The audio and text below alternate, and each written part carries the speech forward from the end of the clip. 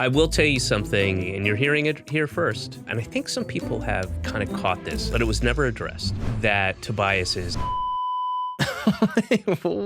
Fox would wait until the last possible minute on whether we'd be renewed. You want it to, because you're having such a great time and you believe in the show, and that's not a great atmosphere to have when you go into work. They discovered, too late for us, that people were recording it, they were watching it on the weekend, and they were having watch parties. And then the DVDs came out and made $1 billion, and we didn't see any of that. Arrested Development got kind of caught up in that shift and, was unfortunately on the other side. I think a lot more people watched it than they realized. And then seasons 4 and 5, when it got picked up by Netflix, they were a little disjointed. It was disjointed intentionally. It was really clever in a Christopher Nolan type way, but I will also say really difficult to follow. If you have the time, it's really rewarding, and unlike anything I've seen on TV. The 5th season was a disaster for everybody. I haven't watched it. I won't. In what way? Oh, you have actors who never display this kind of behavior walking off set. I don't want to say too much because...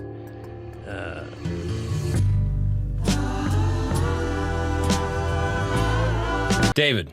Yeah. Thank you so much for being here, man. I really appreciate it. We already did this. No, Why weren't you rolling? It's called like Hollywood. It's like... It's called what? Like you don't. Did you say Hollywood? Yeah, it's you kind of fake it. Like I know we like people know we didn't just sit down. Yes, I see what you're saying, but my point was you should have been rolling for the last 10 minutes because I don't know if I'm going to be that prescient, smart, and funny again. You brought a lot of heat. What the people won't see is David Cross at his best. I think that's what I'm saying. You'll see me at my penultimate. Yeah, people didn't tell me that, though. They didn't say, hey, the first 10 minutes are going to be gold and everything after that's going to be kind of downhill. But I'm really excited to talk. I've been a fan of you for a while. Thanks. And this is actually not the first time that we've met. Oh, where'd we meet? I need to actually apologize to you because I accosted you on the street. I see that. I'm usually the one apologizing. So what happened? You were exiting... I think a Whole Foods. You were nearby a Whole Foods. Okay. Somewhere in Brooklyn. Okay, I'm not going to disclose it, all right? I don't want to dox it.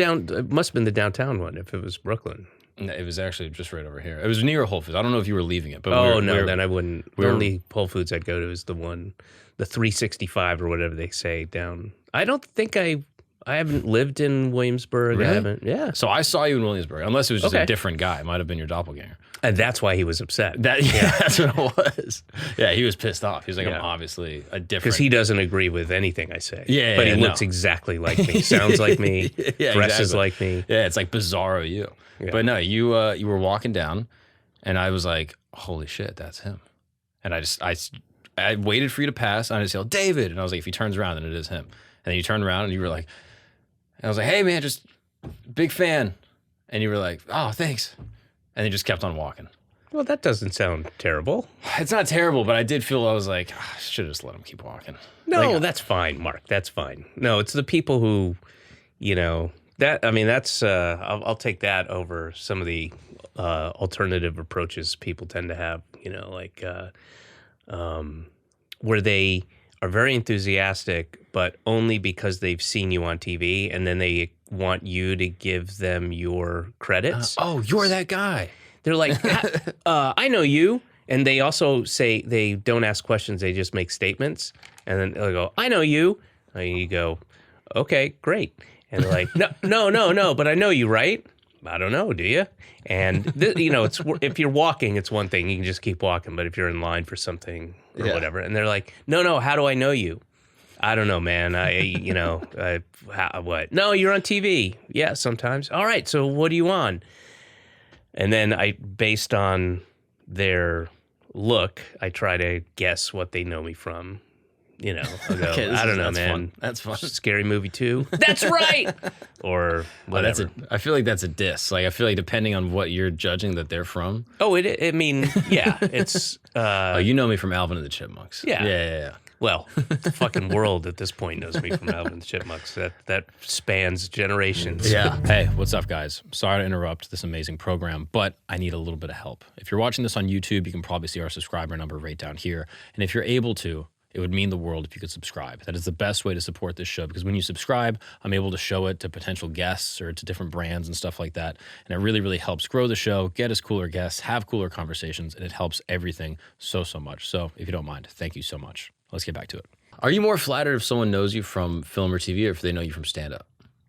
Oh, neither. I mean, but I would say if they know me from stand-up, then they're more of a fan, you know, because the TV film stuff is easy and it's just, oh, you're the guy on that thing. But if you know my stand-up, if you know me as a stand-up, then you know, then Mark, you know my essence. Oh wow, yeah, my person. Yeah, my inner child, my inner tooth fairy. Yeah, and you started in Boston. I mean, technically I started in Atlanta, but I didn't really kind of get rolling and find my voice until Boston. Yeah. Got it. So how many years have you been doing stand-up by the time you got to Boston? Oh, just one. Okay. One and a half. That was it. Cool. Yeah, from the very first time I walked on stage. And the early days of doing comedy in Boston, what was that scene like? Like, were you starting, like, was Louis around the time then? Oh, yeah. Was Patrice cooking then? Well, Patrice wasn't a Boston guy, but I mean, he was down here, I think. And I say down here because New York to Boston. But I mean, my peers, that group, that was Marc Maron, Louis, Ginny Garofalo, Laura Keitlinger, John Benjamin and Sam Cedar.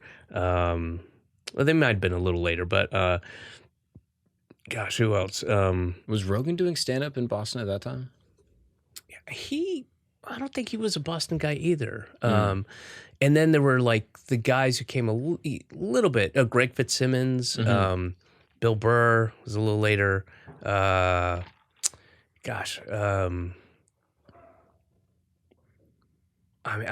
know I'm spacing on a million people, but it was really kind of special in hindsight. Yeah. You know, like we kind of knew we were cocky and very and there were some people like Maron and Louis were really good at straddling both. There was that kind of burgeoning alternative scene when there was no name for it yet. And then there was like kind of not regular, that's not the right word, but the traditional go to, what the fuck was the Chinese restaurant on Route 128? There was there's some big, where they'd have 5 comics a night and like the big guys, Steve Sweeney and Lenny Clark and Don Gavin and, all those guys, the mainstays, Mike McDonald and just tons of them, would sort of rotate and do 5 sets, and it's all cash, it's all under the table, and there's tons of blow. And so that was one world, and then the other world were like the alternative things at the back of a laundromat and the coffee house stuff, and you're still getting paid but not as much. And then it's there were some guys, some people who could do both of those worlds, and then some who just couldn't do both. Yeah. For people that are listening that are not comedians or like deep cut comedy fans, are you able to characterize alternative comedy? Like alt comedy versus like club comedy is like the distinction I was always taught. Yeah, it's nobody who did that or participated in that ever called it alternative comedy, because for us it wasn't alternative. I mean, you can look at it in a real simplistic way and go, well, the club comedy, you have kind of a classic setup that people don't stray from. They don't really experiment, I guess, and they don't, they're going to do an hour or 50 minutes, whatever, and there's just a template for it and a look, and it sounds, the cadence and the sounds. There's a classic punchline setup, punchline tag, and then there were a bunch of us who just kind of all at the same time weren't interested in that and had other ideas. And, Janine Garofalo would just come up with a notebook and pages spilling out of it, and then just fucking riff for whatever, however much time she had. And it was like genius shit watching it. And then, and there were variations of that, and just kind of fucking around with the format a little bit, but nobody called it. It was, I think it was somebody from the LA Weekly did an article for real, like the arts newspaper out there. And they were the ones who termed it alt comedy. Yeah. And it stuck, but we never called it that. Yeah. It almost seems like, at least from where I was kind of growing up, it was almost like a pejorative. It was like, that's a different, that's not what we do. Yeah. And I'm like, well, I just see it as, if it's funny, and sometimes it's not funny. Fuck yeah. But I mean, yes, for sure. Are you familiar with a guy named Casey Rocket? No. Oh, you might love him. I think you're gonna love him. So he's a newer comic. He's a young guy. Yeah. He's out of Austin right now, and he's a crab. He's a what? He's a crab. He's a crab. That's the only way to describe him. Like, genuinely, he's one of the guys. Like, and he's one of these guys that's really cool because he's sort of straddling, like, very much like mainstream club comedy world, but as you can call him an alt comic, I guess, but he's just doing something completely different. Right. Like, the second he walks on stage, he's doing like impressions. It's very non sequitur. It's very surreal. It's I love that. It's fascinating. And he's one of these guys, but he fits into Casey Rocket? Casey Rocket. Okay. You should check him out. I will send him to you. Okay. You'll physically send him to me? Yes, yeah. Oh, that'll exactly. be awesome. He's very small. He's a crab. Oh. He's a small crab. Oh, you were being literal. No. Oh, shit. I thought you meant like he was a disgruntled old man or something. No. He's a crab. He's a crab. He's a that crustacean. talks. Yeah, exactly. That not only talks, does comedy. Exactly. Jesus. Yeah, exactly. You're going to love him. You're going to love him. I guess so. But there's like this, he's one of these guys that straddled it really well. Yeah. And there's like a new school of people that have done it in a way that I'm like, oh, wow. Like growing up, I would see like alt comedy growing up in Orlando, and I'd be like, all right, this is, interesting. But Casey's just taking it to a level where I'm like, oh. Well, alt comedy for alt comedy's sake is bullshit. And, there is no alt comedy anymore. I mean, it's all, when you have, the people selling out theaters that were quote unquote all comics. That's what it is now. And there's there's club comedy is kind of different and has been redefined by all the comics coming up that play clubs. So, you look at Patton Oswalt, and there's not for a second would you think alt comic, right? Same with me, and but there was a time, believe it or not, it's hard to imagine, but there was a time when that was alternative to what everybody was doing, what the standard club comic was. Yeah, it's a relative marker. Yeah, and you but need now to it's whatever. It's you can do whatever you want. Yeah, which is nice. Yeah. Growing up in that scene and watching like young Louis and Burr and guys like that, did you have any indication early on, like, oh wow, this little cluster of comics in this tiny little town or in this tiny little scene are going to go on to be some of the biggest comics in the world? Did you have any inkling of that? No, but I did. You could recognize like Louis's brilliance early on, and he was young. He started. He was a teenager, I believe. Couldn't have been much more. If he wasn't, then he would have been 1920, maybe tops. But he like very quickly just had this thing, and again, Janine was somebody who a lot of us were inspired by because she was ballsy and fearless and didn't give a shit, and that was clear. And she was, the smartest kid in the room, and that was kind of off-putting, especially to guys in Boston in the 80s, and witchcraft. That's witchcraft. Yeah. Very disconcerting. A woman? It's witchcraft. And there were people who very clearly from the beginning, you're like, oh, they're special. That's a special talent. But I didn't get that feeling of, oh, we're doing something magical here until I was in LA and that's when the alternatives, and that's whoever coined it was from LA, and they were talking about a lot of the people who had moved out to LA, and what eventually became, a lot of that Mr. Show era thing, and you're like, well, this is kind of special. I'm seeing it now. I guess maybe I was also so deeply in. I mean, there was so much work in Boston in the 80s. I mean, that's the only reason. Literally the only reason that I got to do as much stand-up because I didn't do well. I'd say I was batting about, I was Mendoza line, like 2 out of 10 shows would be really good and 2 would be okay and 6 would just suck.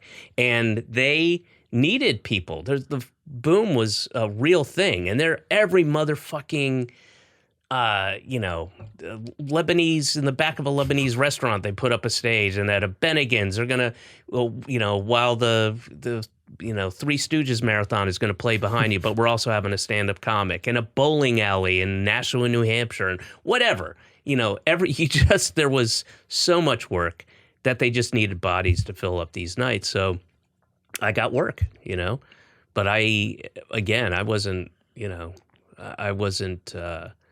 a crowd pleaser, but I was also one of those guys that people liked to see bomb, like other comics, a comics comic, as they say, because I also, I don't want to say I didn't give a shit, because that's not true. I cared and I tried to be professional, but I had a very quick, all right, fuck these people kind of switch. So, Yeah.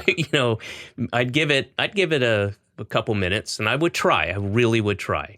And then but sometimes people are just fucking assholes. And if that's the case, then all right. And I had no compunction about saying what I felt and even trying to stir the shit a little bit. Can you regale me some of your most violent bombs? Oh gosh. I mean, I did this outdoor show, which are always tough. Those are tougher to begin with. And I did this, and it was big money, and it was like, again, do 15 minutes, maybe 20, an opening for, I remember Tony V was headlining, and there were probably 4 comics on the bill. It was college. So outdoor show at a college is just a recipe for disaster. Yeah.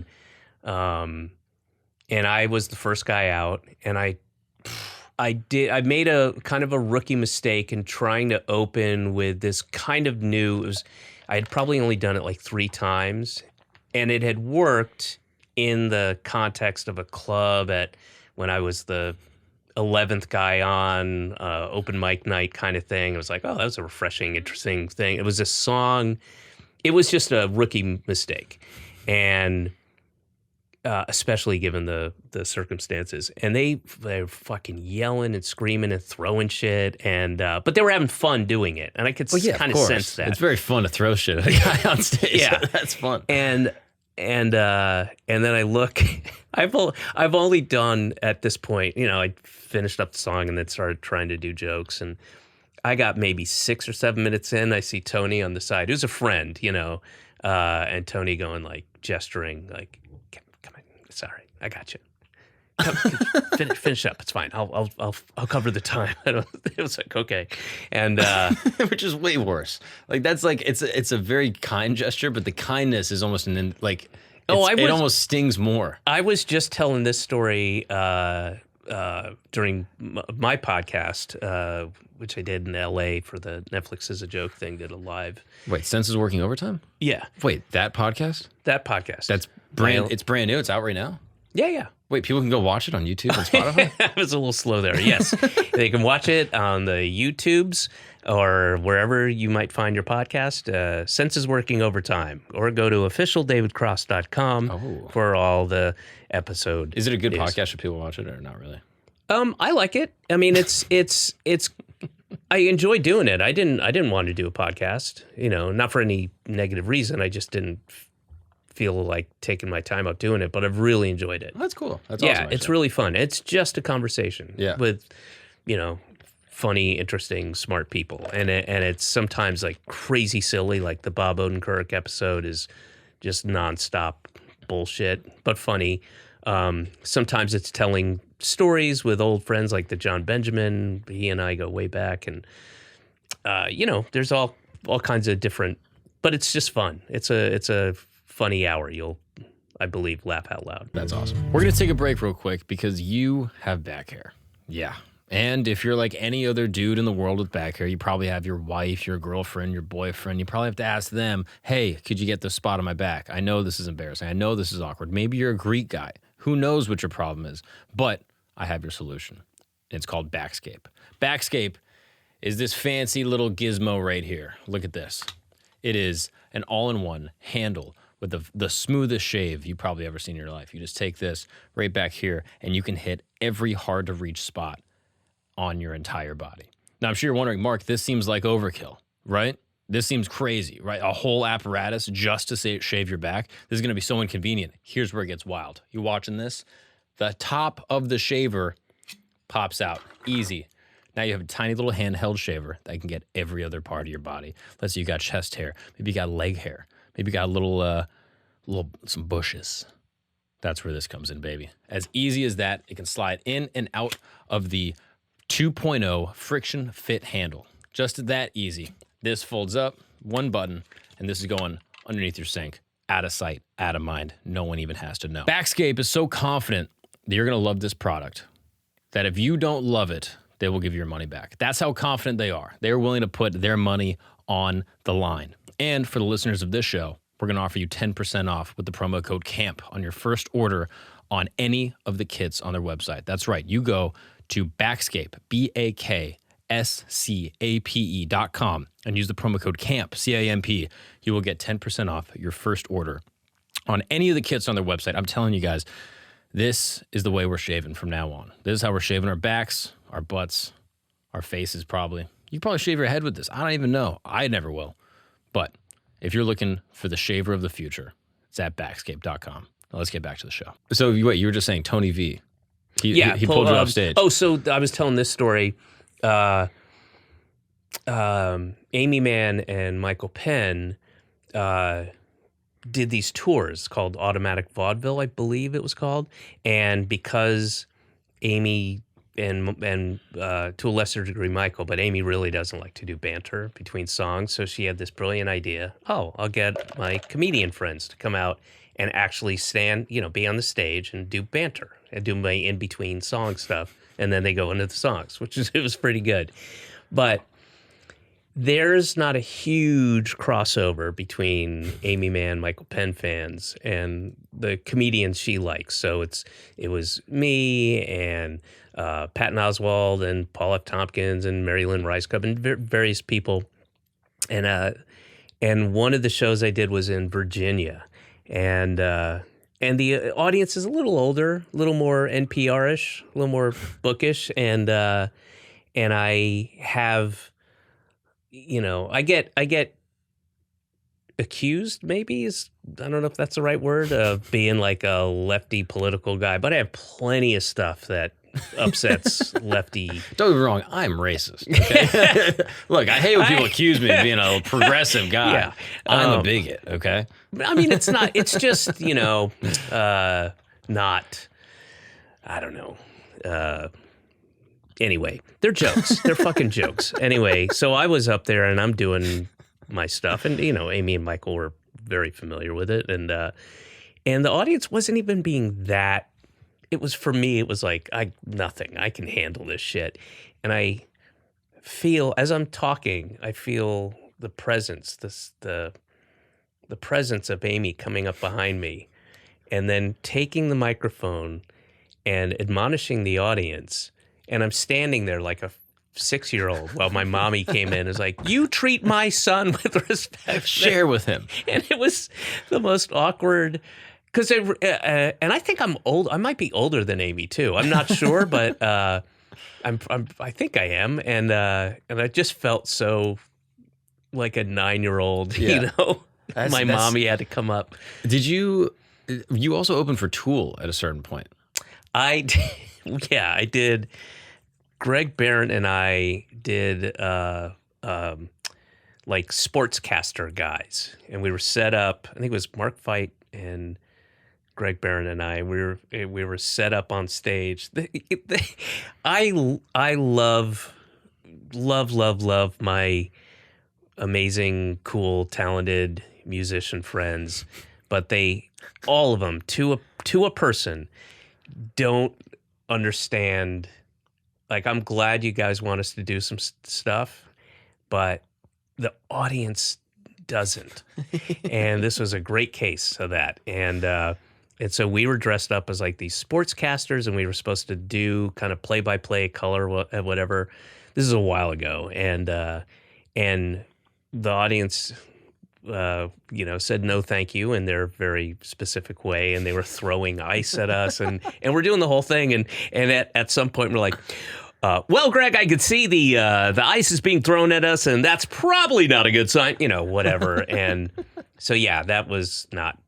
I mean, opening for a band, has it? It seems like it never goes well. It doesn't go well. Like, I think Jim Brewer opened for like Metallica a couple times, and like I don't know what the verdict on that was, but like you hear these stories all the time where comics open for like huge, like in arenas, and I'm like, doing a comedy in arenas is already its own thing, and then trying to do it for not an audience that doesn't want comedy, it's it's not a good idea. It seems brutal. Yeah, and it's when you're in a club and somebody heckles, or even the theater, you can find that person. Yeah. I go and talk to them. Go, what the fuck's let's talk about this. What's upsetting you? Whatever. Yeah. If it gets out of hand, you get security. But, at an arena, I don't know who the and Section then 238. Yeah, you're anonymous, and you're making your friends laugh. But it's just easy and to fuck with the comic. And I understand it. I get I see what's appealing about it, I mean, that's brutal. So I'm curious, after like being in Boston for a little bit, how shortly thereafter did you do your first late night set? The one with the amazing sweater. I know what you're talking about. Was that Conan? That was Conan. Not just the sweater, but I had a soul patch. Oh yeah. Well, that's how amazing the sweater was, that the soul patch didn't even register. You don't even see, you just see through it. It's like a muted kind of tie-dye-ish, but not like crazy tie-dye. It's more like just somebody spilled a bunch of shit. Yeah, it's like a Dixie cup you would put like a sperm sample in. You know what I mean? It's just. I didn't see it as that. It's just. I've always considered myself to be like a Dixie cup you would put sperm in, too. Yeah, there's layers to it. It's a beautiful metaphor. It's like a. Yeah, it's not my greatest sweater. Did you like it? Actually, I'm looking around here and go, oh, wait, you probably actually genuinely liked it. Oh, yeah. I wish I had it. I'd give it to you. What happened to it? Like, was it... I probably gave it away. Sold? Donated it. Donated? Yeah. I mean... to a charity? Yeah. No, I get tons of free shit, so I just get bags and then donate rotate it out. I don't have a big closet. That one looked free. That sweater looked. I hope it was. I hope I didn't spend human money on it. Yeah, but it was. I enjoyed it because it fit very much for the time. It was very 90s. Yeah, it was. And I was like, "Is this a part of the bit? Is this a part?" I know it's unfortunate. I know exactly when you say it. I know exactly. I couldn't tell you anything else I wore on any other TV thing, but I know exactly what you're talking about. Like, was it to make a statement, or were you like, oh, this is a sick... I think I liked it. There's no way it was to make a statement. I love that. That's so funny. It was like hippie adjacent, but not hippie, because it was, again, it wasn't like bright tie-dye colors, but it was sort of like they all blended into each other, and it was... Yeah, I guess it was very much of the time, as you said. And were you nervous to go from like your scene where you were doing, I'm sure you were in LA at that point, but kind of doing a different style of comedy than going into a late night show, which is very much like, hey, set up punchline, tag, set up punchline, tag. Were you nervous to do that, or was it, did you feel confident at that point? I had the... I knew it was a good set. They had seen the set and they got to sign off on all that stuff. And they encouraged me to do specific things. And I had done, and comedy was kind of starting to change. It was in the very beginning of that. So I know two things that I did. I know I said at some point I was like, I came out and I said I I was told something to this effect. If I was told if I came out and talked about going to Turkey for a month, that I could write it off. Okay, so, and I had gone to Turkey for a month. I just backpacked around Turkey by myself and discovered I could write it off as a bit if I mentioned it if it became part of my set. So I just said that. So I said that, and then that got a big laugh. That was like the thing I opened with. And then I said something about, oh, I know. Wait, I also remember this because Conan brought it up. I did his show. I just found out yesterday, actually, that I've done Conan 16 times. 16? 16, yeah. Wow. And I never would have guessed that. But he cut, and he apologized on his show much, much later, 20 years later, because they cut a bit of mine that they said I could do. And there's a really weird cut. If you're watching the set, it's clear they cut material out because it jumps to it suddenly jumps to like a close up, and I've just finished something. It's a clear cut. They did the best they could, but it was a bit that they signed off on about, we don't know what Jesus Christ sounded like. We have an idea of what he looked like. We have an idea of this and that, but we don't know what he sounded like. And for all we know, he could have sounded like a really effeminate Southern man. And I just did Jesus as a gay guy from the South. And it does very well, and people like it, and they cut it. And it's weird because they had signed off on it. Did you know that they cut it at the time? Yeah, I went and watched. I was like, "Hey, everybody, I'm on Conan tonight. Go, let's watch." And then they cut it, and I was like, "Oh, fuck, that was weird." But Conan brought it up when I did his, I guess for the 14th time, I guess. But he brought it up, and he apologized for it. How did you feel when it was cut initially? When you watched it the first time? I was, frustrated and pissed off, especially because they knew the set. Right. It's not like you pulled a fastball. No. And I would have done something else to fill up 30 seconds. I had plenty of material. So, but I mean, it wasn't like I wasn't furious and like, I'm going to sue you, you know.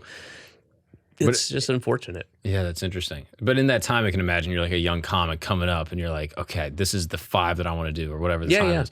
And then they approve it and then they cut it out. And especially for you. And it's also a really good bit. Yeah. I mean, or I shouldn't say it went over very well. Yeah. And it's and kind of very much, what would come to be, I would consider very, distinctive for my voice. Yeah. It's like, oh, I'm going to do Jesus as a gay Southern man, which might upset you, but the context is we don't know. You can't tell me that it's not this. Because no one has this. Because no one knows. There's no audio recording. So that's very much in my style of like, I'm going to say something that's going to offend you, but I really want you to think about it because you don't know. Yeah. Maybe it's true. I'm not saying it is or isn't, but it could be. You never had any, did you ever have any stand-up bits that didn't work as well as bits, but worked well as sketches for Mr. Show? That's a good question. I don't think so. I know I can tell you bits that came from, or sketches that came from bits. The Coupon the movie was a thing that I just riffed about because I had gone to Magic Mountain, the Six Flags out in L.A., and they had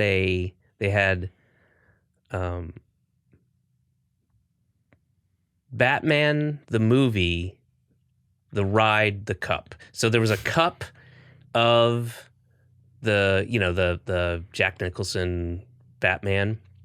So it was a cup it was Batman the ride, which is based on Batman the movie. So it was like Batman the movie, the ride, the cup. That's great. and then I did a thing about Coupon the movie, Just talking about other dumb things.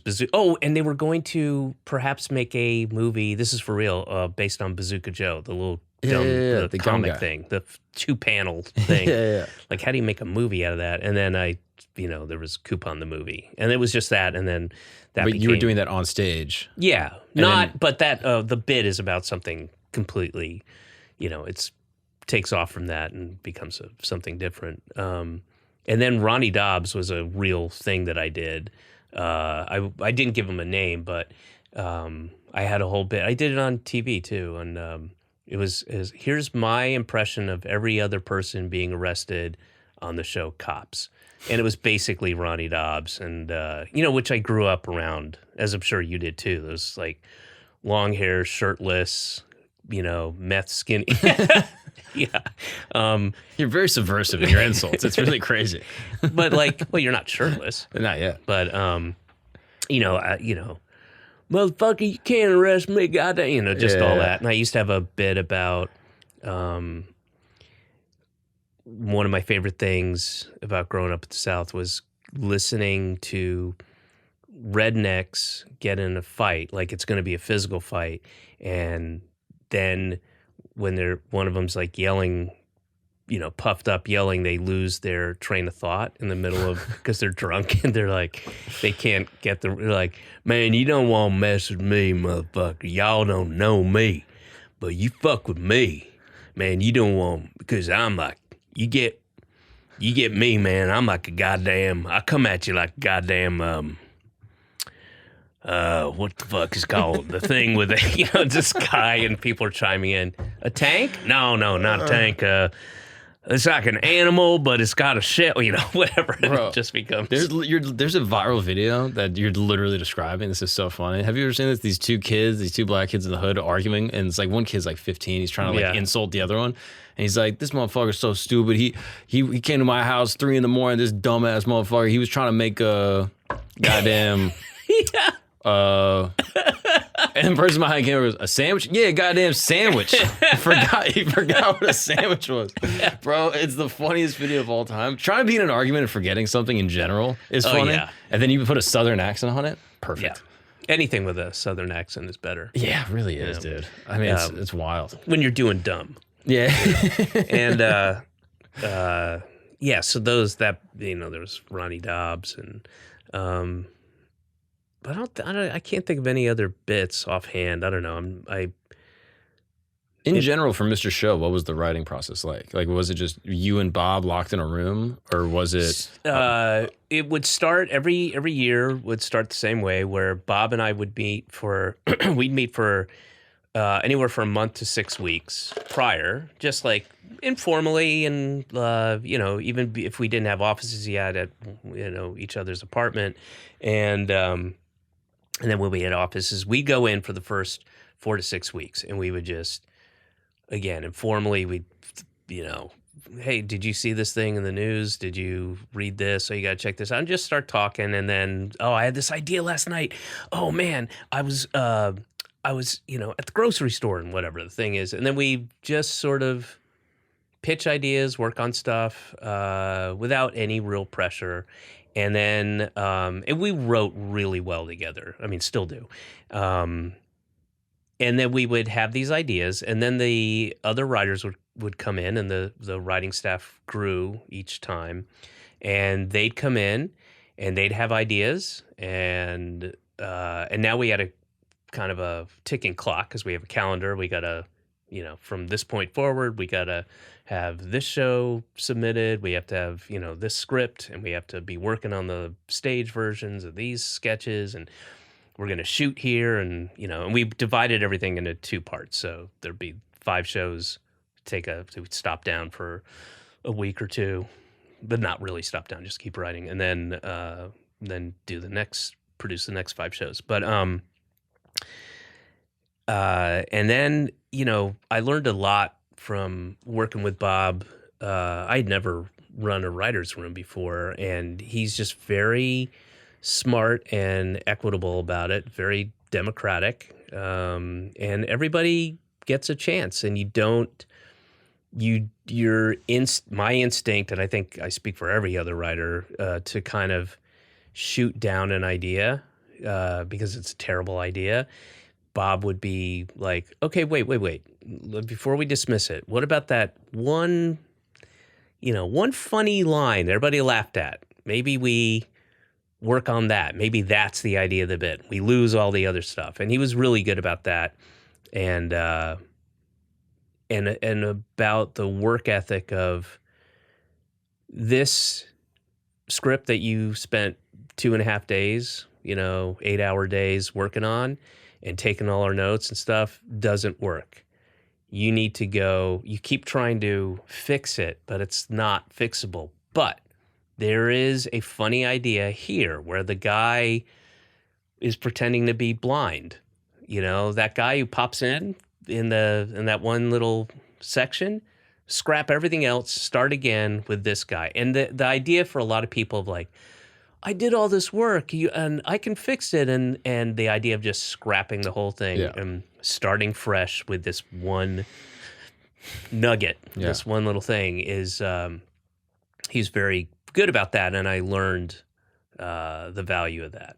Yeah, the sunk cost fallacy of I put in so much time. Yeah, that's very much it. So it must be, we must make it work. Yeah, that's true. That's a good way to put it. But and that's something I was the guy going like, okay, I know there's something here. I can work on this, and just wasting hours and hours.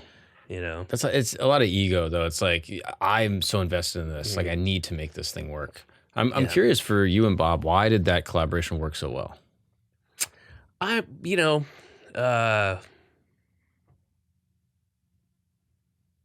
don't. It's hard. I don't know. I don't know what he would say.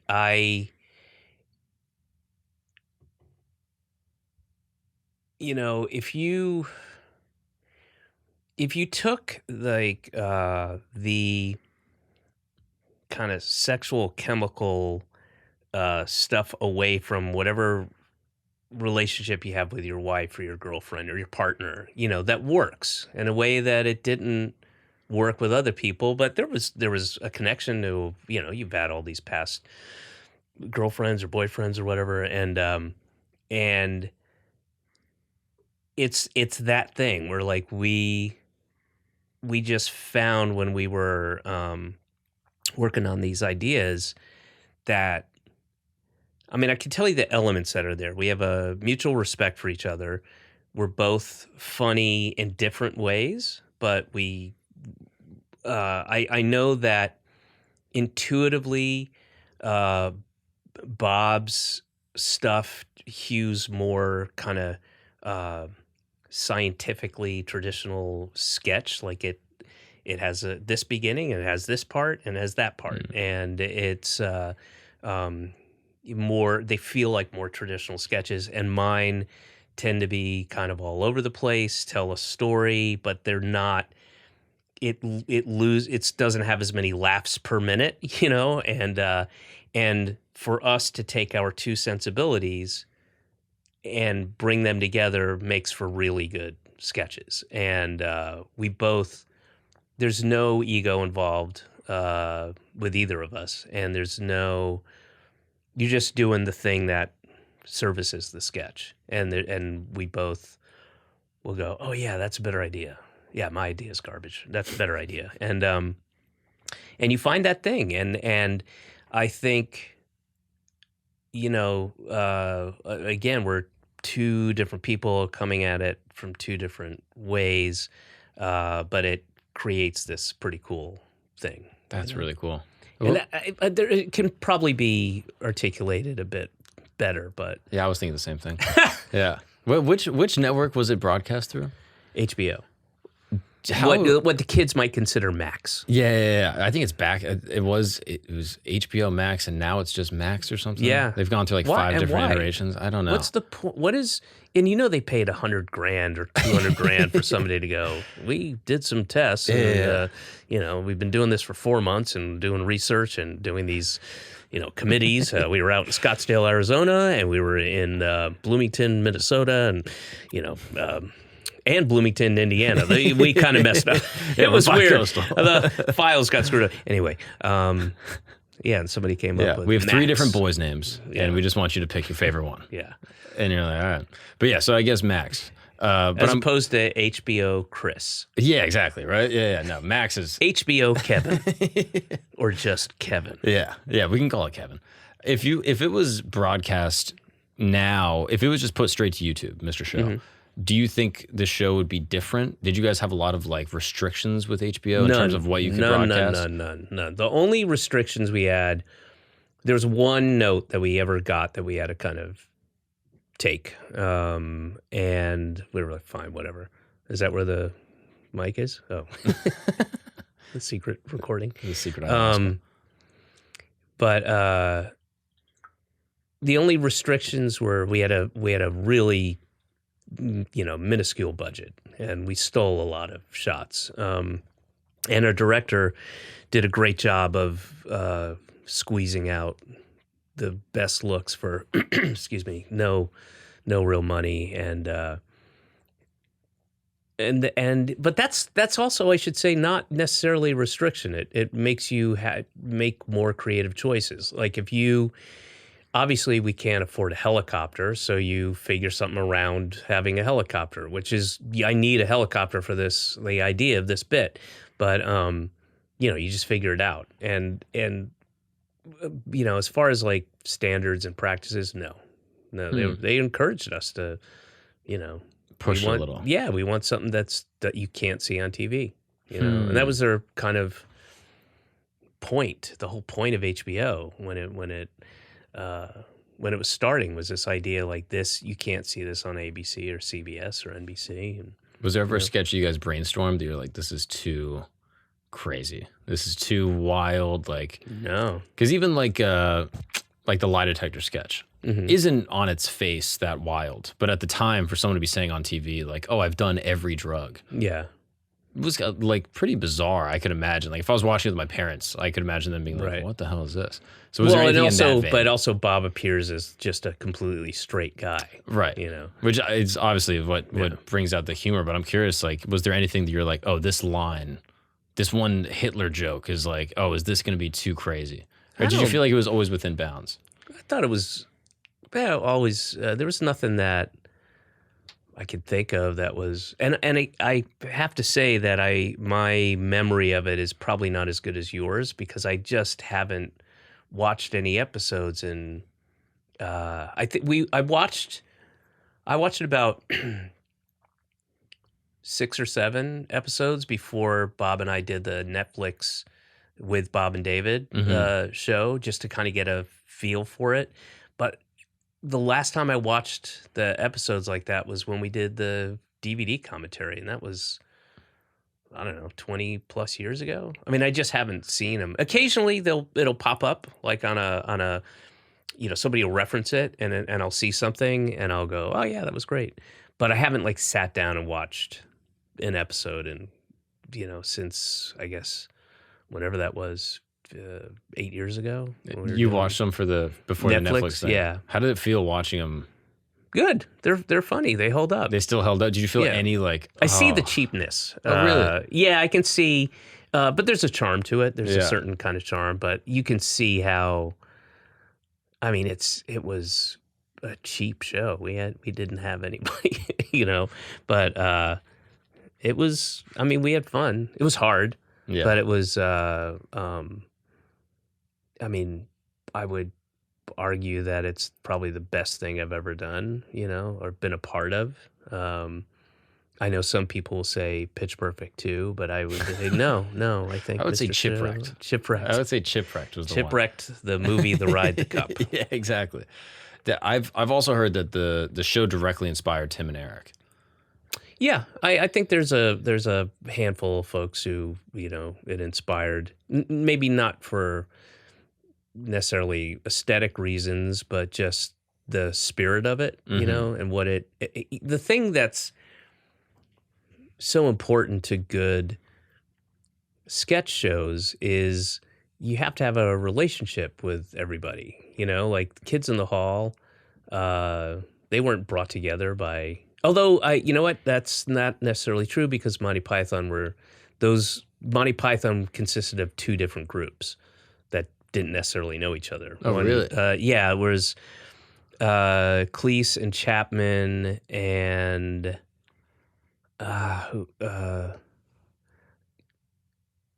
Cleese and Chapman. One of them did a show at Cambridge and the other one in Oxford. It was Eric Idle, Terry Jones. I want to say Eric Idle, Terry Jones, and Michael Palin, and then were at one, and then Cleese and Chapman were at another school, and the BBC brought them together because I guess they were writing on the David Frost show or something like that, and they kind of met each other there. And it worked. It worked. I mean, that's probably the greatest sketch show of all time. I mean, it's pretty wild. Like, I would be surprised that if you told me, like, oh, yeah, you can just put comics and writers together, it would be a successful show. I mean, but how often has that happened? Not many. Yeah. You know? Maybe it should happen more. We need a boy band. We need a boy band comedians to make a sketch show. What's up, guys? We're going to take a break really quick because it's 2024, and it's time to talk about something important. When you are seriously hurt, your injury could be worth millions. Yes, that's right. The world is a crazy place, and one person's negligence can result in another's settlement. And that's why I got to talk to you about Morgan & Morgan. Morgan & Morgan is America's largest injury law firm. They have over 100 offices nationwide and over 1,000 lawyers. Yes, these are the big boys. You know them, you see their billboards all over the world. If you ever drove down I-90 from Florida to New York, I'm telling you, you've seen the billboards, all right? Have you ever watched a UFC fight? You've seen them right on the banner. I'm telling you, these are the biggest guys in the game, all right? With over $20 billion recovered for over 500,000 clients, Morgan & Morgan has a proven track record of fighting to get you full and fair compensation. The annoying thing with most attorneys is that in order to submit a claim, you got to call them up, you got to talk to their people, you got to go back and forth on the emails, you got to hope that they see it. They might charge you just to even look at their claim. Here's the cool thing with Morgan & Morgan. With 8 clicks or less, you can submit a claim, and one of their licensed attorneys will take a look at it and get back to you. It's that easy. It's like ordering something off Amazon. It's just a couple clicks. You can submit your claim very easily and cheap. Yeah, how about $0? That's how much it costs to submit a claim with Morgan & Morgan. Extremely easy, no fee required. So, if you are ever injured, you can go check out Morgan & Morgan. Their fee is free unless they win. That's right, unless they win for you. Unless they fight and get you compensation, you're not paying a single dollar. That's a pretty good deal. So, for more information, go to forthepeople.com/Gagnon. That's correct, forthepeople.com/Gagnon, or dial pound law, that's pound 529 from your cell phone. That's for the people, forthepeople.com/Gagnon, or dial pound law, pound 529 from your cell phone. This is a paid advertisement. Now let's get back to the show after this short disclaimer. How are my abs, by the way, since I started drinking this? I mean, they look great. Yeah? Yeah, and I'm not just saying that because you're here and you paid me. I genuinely mean that. Yeah, about that payment thing. I wanted to talk about that. I am definitely going to get it to you. Yeah. Don't worry about that. I know that. I had a bit of there's a hiccup. My daughter turns out has leukemia, so I'm going to be a little bit late. You know what? Fuck that. No, I'm going to pay you. Yeah. She can write it out. Yeah, it's a good experience. What's $200 to chemo? You know what I mean? Like, yeah. It's going on insurance anyway, right? Yeah. Like, you got to think with your head here. I'm curious, how did Arrested Development come to fruition? How did you go from like that audition to having like a minor role to then being like a mainstay and like major character in the show? I did an audition. They offered me, so I had moved to New York and spent many years in LA. My little pithy joke, which was actually true, that I'd say to people is, I moved to LA to make enough money to move away from LA, and that's kind of true. And I moved to LA because that's where the work was, and I did well there, but I'd always wanted to move to New York, and I knew I would. And then I found an opportunity, quite literally, where I didn't have any work coming up, and I was like, if I don't leave now, I'm going to get a job doing some fucking thing, and I won't leave for another 2 years, and I want to get the fuck out of here, and I want to go to New York. So I just loaded up a U-Haul with my stuff. I didn't have a lot of stuff, and I got a sublet and came out to New York, and then spent my time getting an apartment, and I found an apartment on 7th between C and D, and I lived there until I was able to buy an apartment in the building I wanted to live on 3rd and A, and in the East Village. And so I had moved here, and I was having a fucking blast. I mean, I was doing stand-up. I was doing the tour that would result in Shut Up You Fucking Baby, and I had a awesome girlfriend, and just going out doing stand-up and just out until 4 a.m. and up and whatever. I mean, I was just having a great time and going to see bands. It was kind of like Boston, but with more money. And then I got a, email, call, whatever, from a couple of people, my manager and friends of friends, and like, you should take a look at this. This is a new sketch. Fox is going to do it. It's a new show. It's called Arrested Development. They want you to look at the role of Job. And I was like, no. And I didn't even want the script. I was like, I don't want to move back to LA. I'm not interested. And they're, please, it's really good. Just take a look at it. And they sent me the script, and I had no handle on Job at all. I didn't know, and it was a really funny script. It was really funny in a way I hadn't come across, especially for like network TV. And I had no handle on Job. I didn't know what that character was, but Tobias, immediately I knew exactly who that guy was. And then I was like, I really like this. Let me talk to it was the Russo brothers who directed it. Let me talk to I'm interested in Tobias, but, as a recurring character, which it was designed. Tobias was never meant to be a regular character. And I'll do that, and then I can do like 6 episodes, go out, make a little money, have some fun, come back home. And then I talked with the Russo brothers and Mitch Hurwitz. We had a conference call, and I described who Tobias was to me and what I wanted to do and how we'd look. And it's, I basically described it to them as he's a cross between a Marin County, Northern California, kind of touchy-feely, kind of sort of hippie-ish guy, and the East Coast Dick Cavett kind of buttoned up, therapist kind of guy. And which is a weird mixture, but it's exactly how I saw the guy, and described, the mustache and all that stuff. And they were totally on board with it. And I went out to shoot the pilot, and I remember very, very vividly, it was like a 10-day shoot for a half-hour pilot, which is pretty long. And I remember it was like 3 or 4 days in. I remember shooting the scene where we were all in the jail, police station after we were shooting that, and I'm looking at all these, just the perfect casting, and I didn't know most of these people, and it's really funny, and the writing's great, and everybody, the acting is great, and they let me improvise and stuff, and I remember thinking, I have to do this show.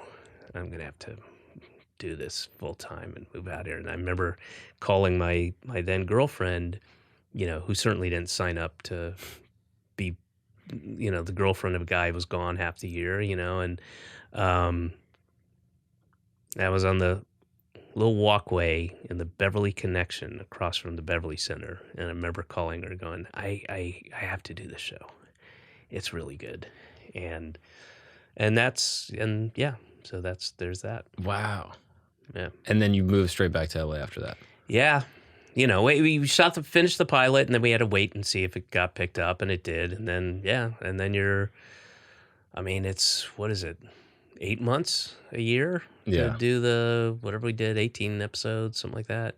But the good thing was, maybe it was 6 months, but the good thing was I was only acting, so I didn't have to be out there for writing or pre-production or post or anything like that. It wasn't like I've done other shows where it's just you're there for the whole time, and so and acting can be often, if you're lucky, like a paid vacation. It's really fun to do if you're on a good project that's run well with cool people. It's a fucking blast. It's really fun. Sometimes the hours are insane, and you get very tired sometimes, but outside of that, there's nothing to complain about, and it's just paid vacation. How much interaction is there with other cast members when you're not shooting? Like, is it constant hangout? With some, like, I would say Jason and Will and I hung out. Jason and Will were the guys I hung out with the most, when we weren't shooting. It is certainly initially, but Michael and I have become good friends, and he lives down the street from me, and we've hung out a lot, But again, he lives down literally, like 7 blocks away. And Allie I used to see a lot, and she worked in film my wife made. She was a lead in it, so hung out with her quite a bit, and they're both amazing people. And Jason and Will. Jason did. I don't know if you know, I have a podcast called Senses Working Overtime. I've heard of that. Yeah, it's great stuff. Well, that's one of the senses. You used one of your senses to arousal. Yeah, horniness. The Sixth Sense. Nobody talks about. Yeah, horniness. that's what that movie was about, I think. I jerk off to dead people.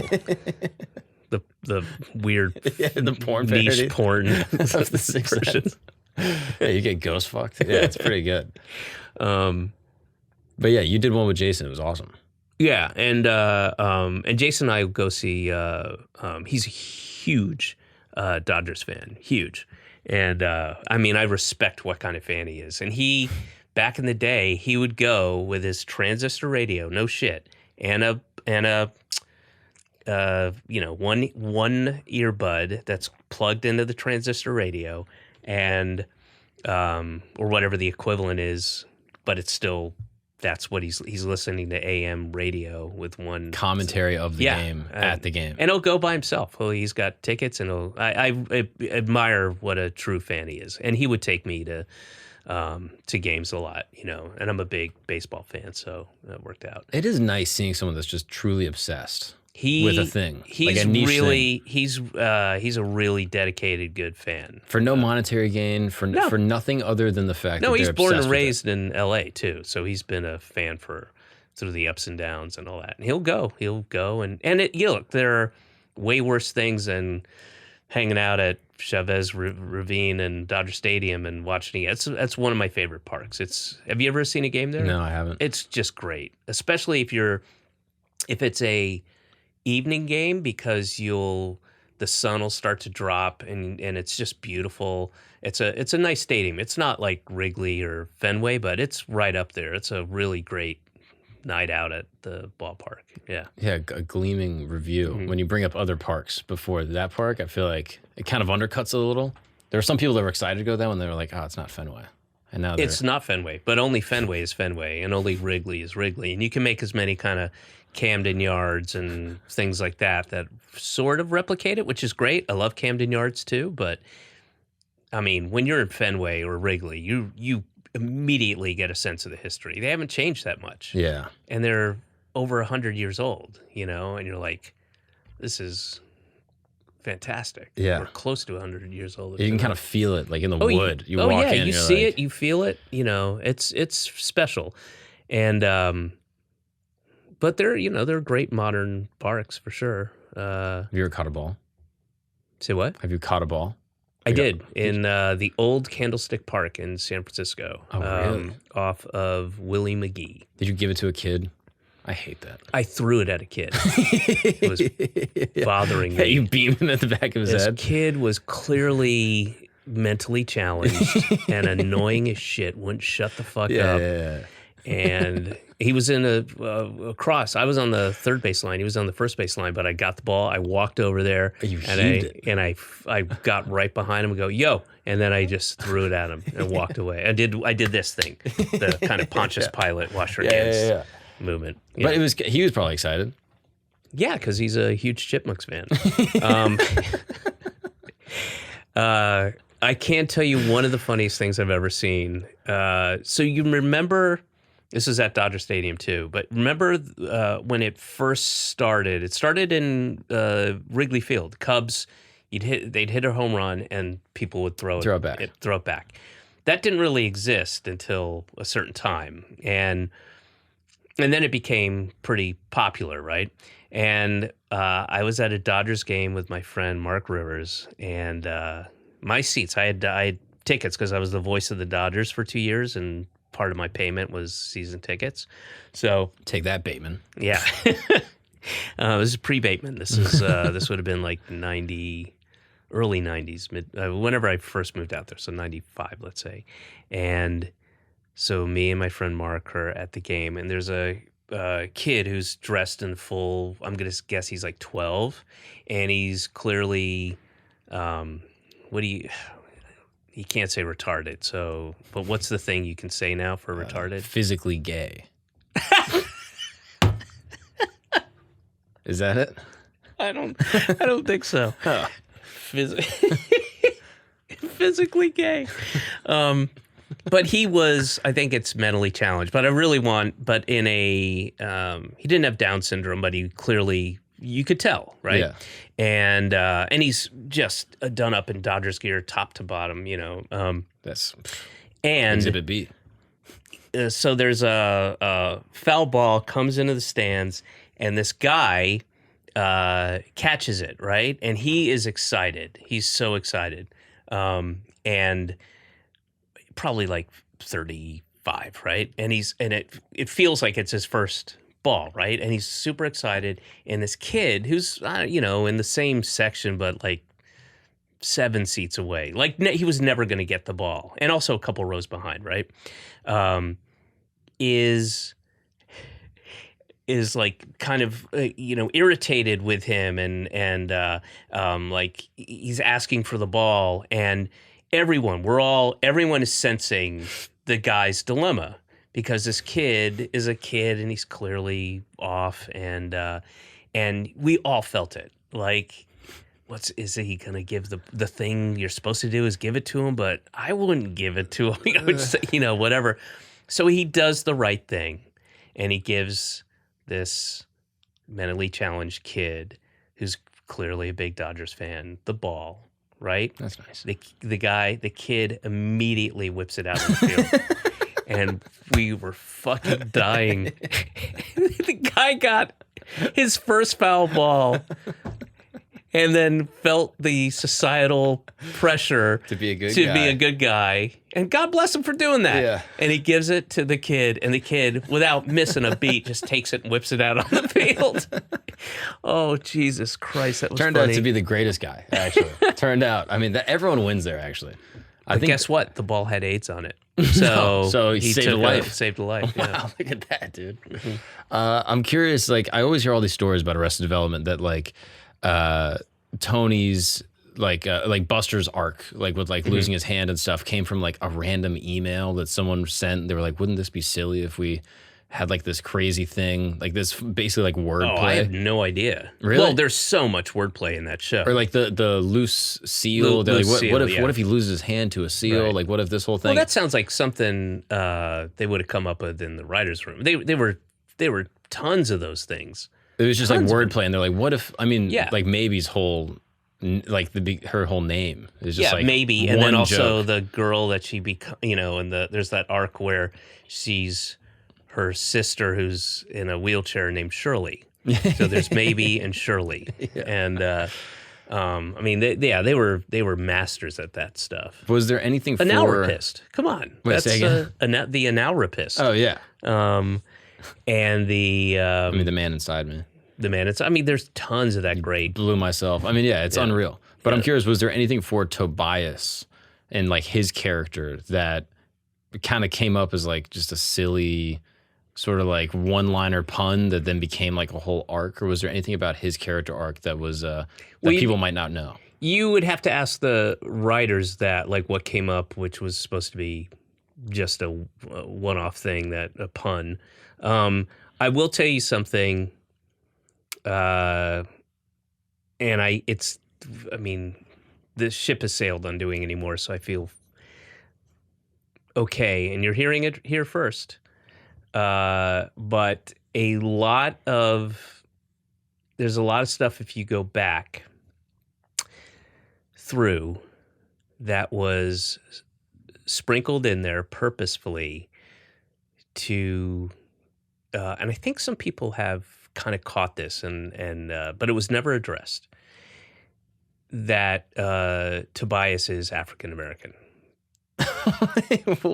Yes. And there was going to be a reveal of that, and I just don't think they got to it. But yeah. And if you go back, they started putting stuff in there, I believe, in the second series. Oop, what did I do? Oh, knocked over the water. Wait, Yeah. What were some of the Easter? Like, was it like the Carl Weathers thing? I don't remember. There was a character named Ice, and I know that was I think the first time. Oh, because I know what it is. It was Lindsay, Portia de Rossi's character, saying a comment about "that's my type" or something like that. But she married me, or married Tobias, and then I think that was the first thing they put in there. And then I know there are a number of them, and then they just didn't get to it, or I don't know. The 5th season was a disaster. Yeah, the last was just a mess, and for everybody. Yeah, that's the Ice thing. He was like the bounty hunter, big black Yeah, dude? he was the like bodyguard, bounty hunter, whatever it is. He like goes to Mexico to try to find someone, I think. Maybe. Yeah, probably, yeah. Okay. And so she's talking about him. Okay, I actually it's the first, and there are other things, and they, at some point Mitch had to tell me, like, this is the way to say this, don't say it this way, because of this reveal that will happen. So yeah, Tobias is black. Yeah. Yeah. It's too good. That is, I cannot wait to rewatch it for the 8th time. Yeah. Every time you go on Conan, I rewatch all of Arrested Development. I don't know if you know this. I'm it's working called my way the Conan effect. Yeah. I mean, that's so funny.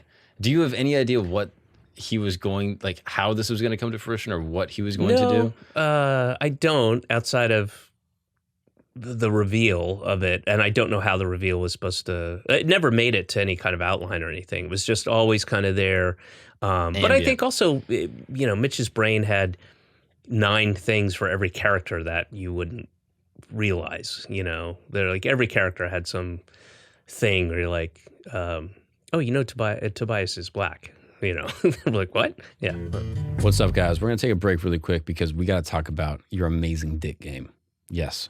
You right now, listen to my voice, my deep, soothing voice. You have an amazing dick game. Mm-hmm. Or maybe you know someone with an amazing dick game. Maybe you got a boyfriend. Who knows? But if you have an amazing dick game, there's a way that you can make it better. And that's with the good people over at Blue Chew. Mm-hmm. Blue Chew is an amazing service that basically delivers a chewable tablet that has the same active ingredients as Viagra, Cialis, all that stuff, but this is the chew. It's at a fraction of a cost, and it's never been easier to get your hands on the greatest dick game of your life. Mm-hmm. Never been easier. I'm telling you. You can go to bluechew.com, and you can submit all your information to a licensed person, a legit person that will then mail you a discreet, very unassuming, but very, very powerful package. You know what I'm talking about? The powerful package to your home. That's how easy it is. You don't got to go talk to a doctor and be like, yeah, I want... Nope. Easy. You got to just go on the internet. Bluechew.com. I want to get the best dick given of my life. And that's how you do it. Easy as that. And for the listeners of this show, of this program, you are going to get free first month of Blue Chew. Mm-hmm. you're going to be getting Blue Chew for free. All you got to do is pay $5 shipping. That's a cup of coffee, black, to be delivering that BBC. You know what I'm saying? That's bluechew.com, BLUECHEW.com. Use the promo code GAGNON, GAGNON, and receive your first month for free. That's bluechew.com for more details and important safety information. And thank you so much, Blue Chew. I'm telling you, man, check out this product. Even if you're one of these people that's like, I don't know, I don't really need it. What are you talking about? It could be better. It can always be better. Let's say you're in the 1%, you're about to be in the 0.01% with Blue Chew. Now let's get back to the show. That's so funny. Do you remember any other characters having things like that, like specific arcs? Well, what was the thing with was it was either series 3 or the Netflix one 4, but the thing with Justine Bateman, Jason's real life sister, playing, what was that whole run where they're in the attic and they discover, wasn't that a thing that was planted about, I feel like there was something, I don't know. I'm again, and I don't mean this to sound obnoxious at all, but I'm not as familiar. I'm not as like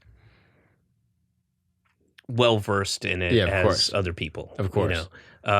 But there was something to do with. Well, he had a fake relationship with his sister in the show, Portia. Right. And I think there was some tie with like his actual sister. Oh no, yeah, no, wait, it was Portia. It was Lindsay's character was. That's what it was. It was Lindsay was adopted or something. Yeah. That was an arc that they found out she was adopted and they were like hooking up or something in the show, and then or like they were alluding to it. Right. But it was fine because they were adopted, and then that tied in with George Michael. And maybe because they weren't actually related, so then he was able to have his tryst with her. Right. Something to that effect. But then Jason Bateman's actual sister was in the show also, as almost like a tertiary meta line with the whole arc. But that was season 3, right? I believe so. Yeah. But I think that's a thing that maybe they were threading early on. I don't know. Interesting. But that's come on, TV internet sleuth. Get on exactly, right? As this show progressed, seasons 1, 2, and 3, I know that there's a lot of like pleads, like, hey, like renew us, like, hey, can please renew us. It was such what a shitty way to have to go into work. And look, it's true of any occupation. You don't know if today's going to be your last day. I mean, look at the Tesla people, like they're getting fired left and right after, showing their loyalty and all this stuff. And that's just off the top of my head. I mean, there's, if you work for the federal government and there's budget cuts, like the Blockbuster people, they all got laid off. That's a shame. You heard about the Blockbuster people? Yeah. All of them got laid off. That's terrible. What are they going to do with all those empty stores? I don't know. I hope they become Dave and Buster's. Yeah, hopefully. They're fun.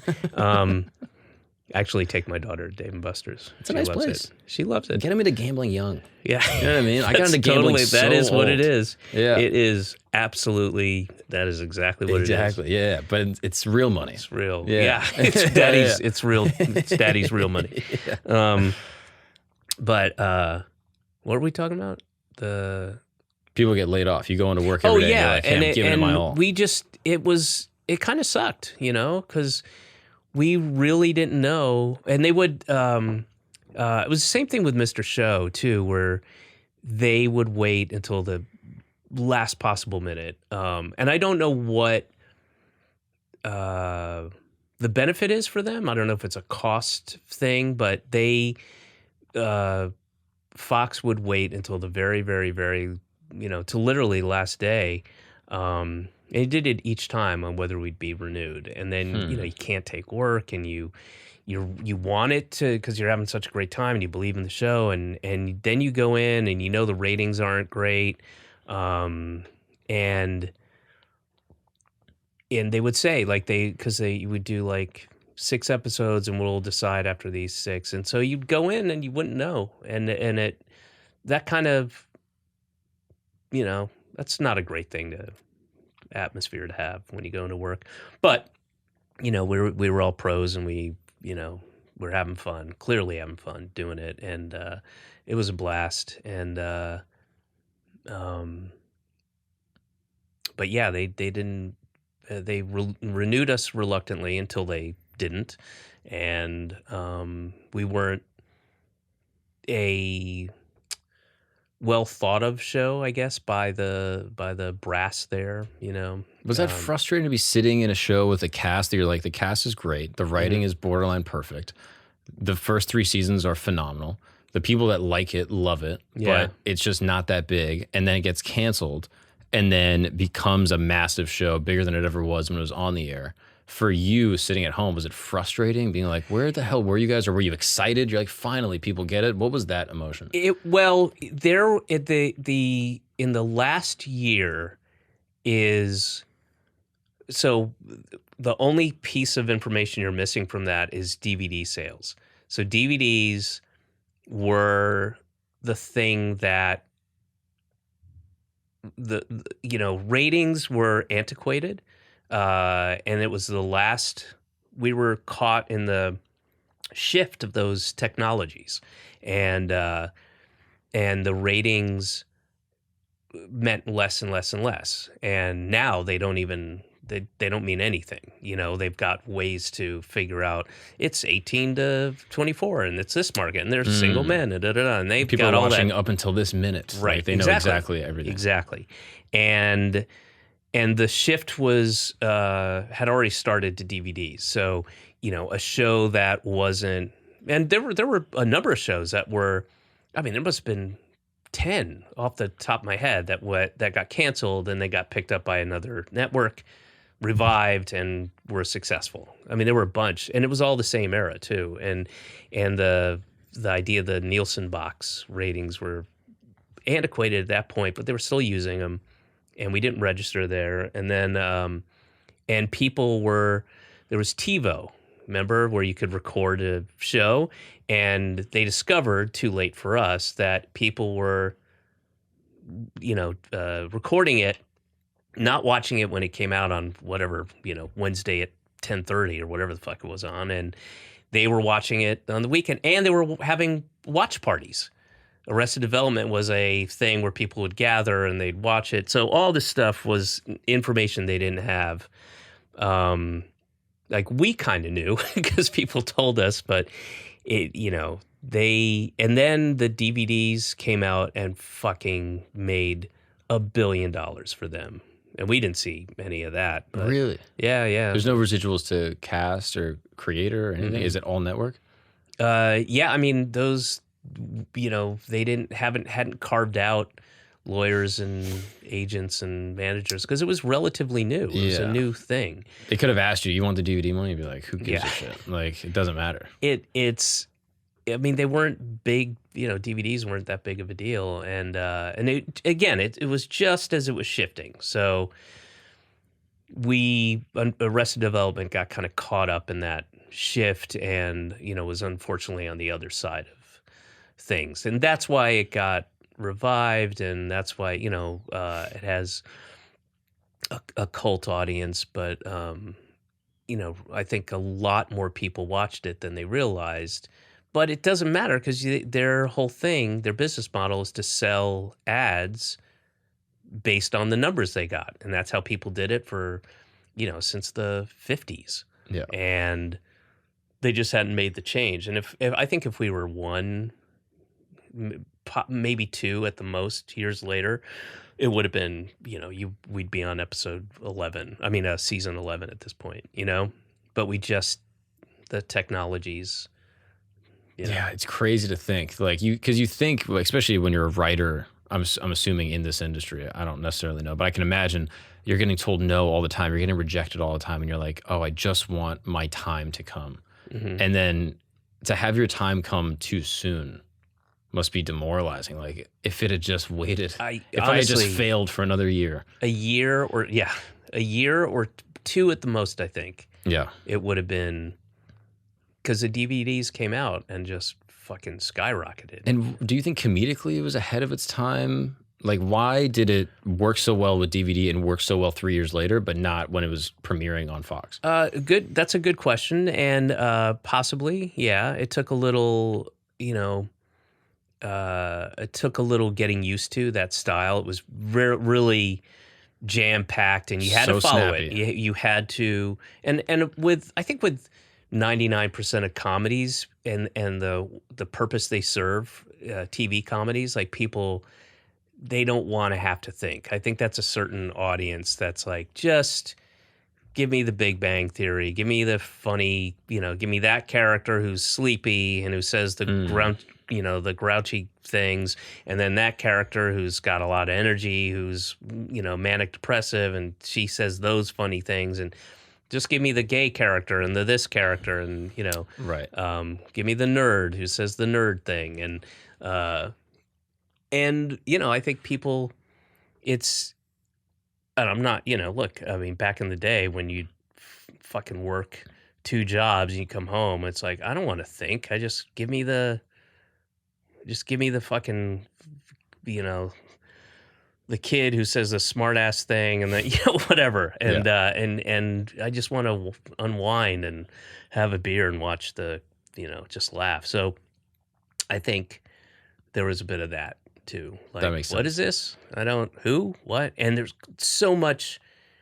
It was clearly clever. And I think if you're just not in the mood, just, like, I don't want to deal with this right now. I'll record it and I'll watch it at the end of the week when I have more brain space. Yeah, that's interesting. And so coming out on Wednesday at 9 p.m., like you're in the middle of the week, if people are catching it live. Is that when it was on? I think so. I don't know. That makes sense. But like, it was a weird thing. I remember that. Yeah, that's so interesting. There's a lot of things working against it in that capacity. I think that's just a theory, but I don't know. Yeah. And then seasons 4 and 5, when it got picked up by Netflix, they were a little disjointed.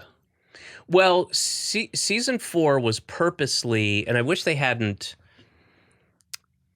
recut it and then just gotten rid of the other thing. It was a really clever, again, ahead of its time, interesting idea that Mitch had about, so what were there? There were like 2 episodes per character,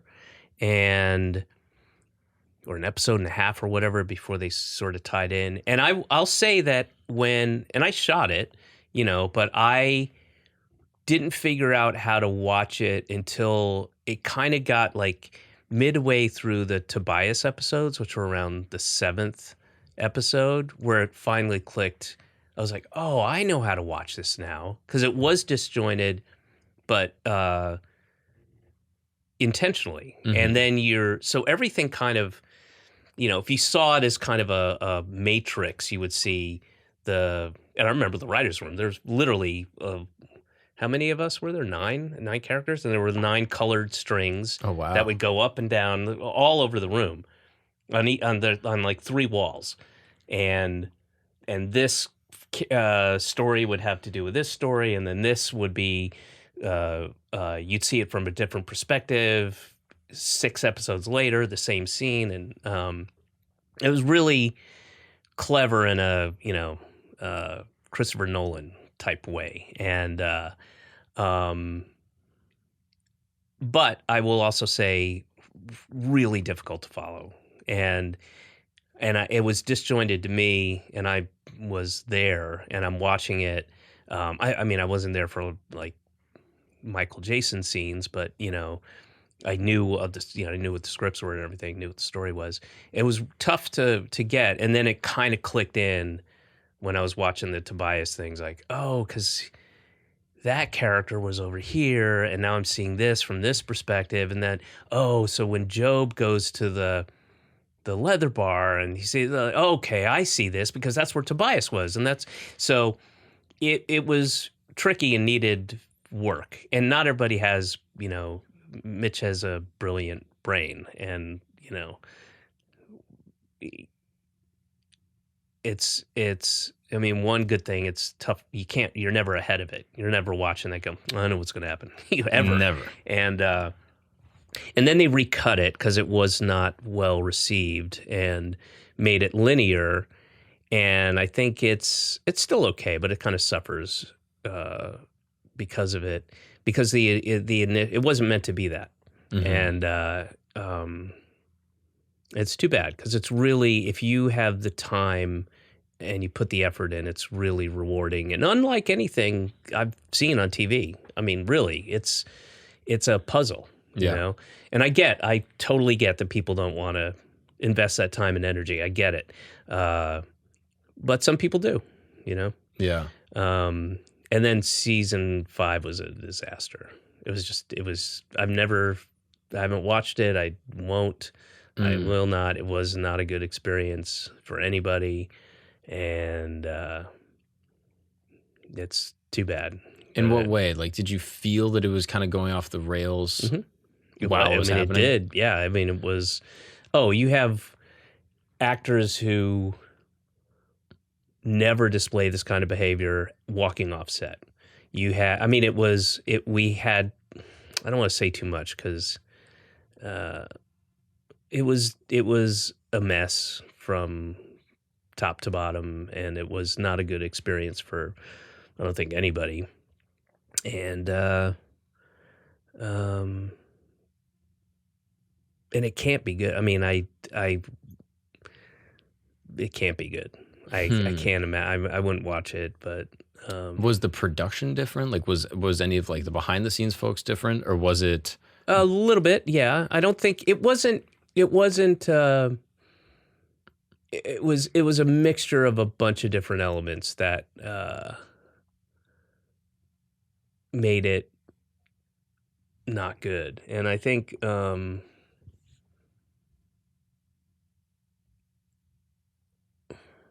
sometimes it's good to have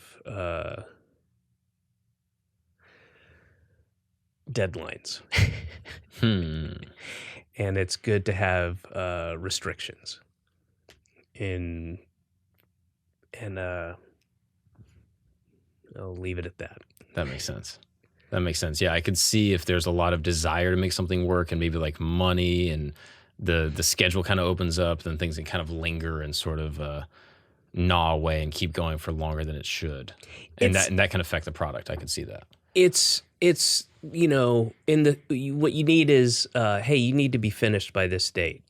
This needs to be figured out,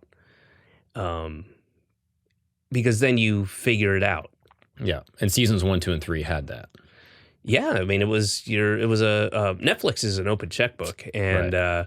And Fox was like, you're done and you're out of the lot, because we got another thing coming in, and you got till Tuesday. Yeah, figure it out. This much money, this much time, and that, you know, sometimes necessity is the mother of invention, and you come up with great things at the 11th hour, and you've been sitting there trying to figure out, you know, on whatever project it is, like, how do I get this character from point A to point B if I've only got a half hour to physically get that character to there, but it takes an hour. Like, whatever the thing is, like, how do I do this? How do I get, because that character needs to be here, but we know we left him there. And then you come up with this, you know, it takes a while, and then sometimes you're like in bed at midnight, you're like, oh, shit, I'll have him use that thing from before. And then if he goes through because he was in the hallway, and that's where he was on the, because he passes the box, you know, whatever the thing is, you just figure it out and you do it. Yeah, creative restrictions, I think, can tend to be helpful. Yeah, that's what I'm saying. Yeah, and you even brought this up with Mr. Show, like having some guidelines, like you have rules for the game. You know what I mean? Like having an out of bounds or having a shot clock for basketball doesn't make the game worse; it makes it better. Yeah, and absolutely. I think about this with like Seinfeld, like the master of one's own domain. Like that whole episode. Have you seen that? They wanted to do an episode about masturbating. Who's the person that can go the longest without masturbating? I've seen that. And the network was like, you can't say masturbating on TV. Right. And they were like, oh, okay, scrap the episode. And then they were in the writer's room. They're like, all right, well, let's just come up with a euphemism. Master of my own domain. Right. And then that ended up becoming way funnier than saying jacking off. Yeah, absolutely. And the show was better because of the restriction. Right. And I could see when you want something to work so bad, you say, hey, no restrictions, unlimited money, take as much time as you want. And that actually makes it worse. Mm-hmm. And I could see how that could apply here.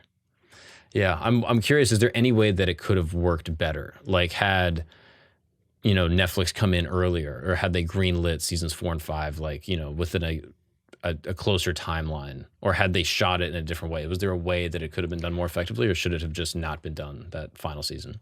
No, it should have been done. It should have just been done a different way. And I think you just said it. If it would have been, I guess if they knew going in, like, so we're going to do 2 of these seasons, then you're building towards this thing. And then there was also this idea that was, I don't want to say hanging over it, but it was this kind of prize at the end that kept getting further away, which was the idea that they were going to do a movie.